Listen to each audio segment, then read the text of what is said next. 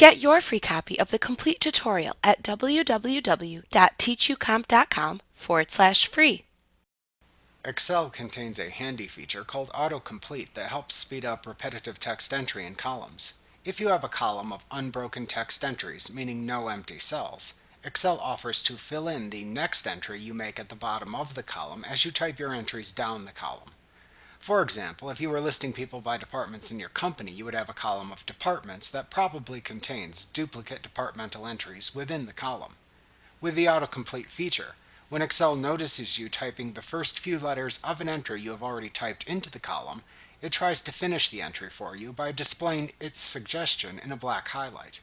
If that is what you want to type, then just press the Enter key on your keyboard to accept the suggestion. If it isn't what you wanted to type, then just keep typing to make the suggestion go away. Like what you see? Pick up your free copy of the complete tutorial at www.teachucomp.com/free.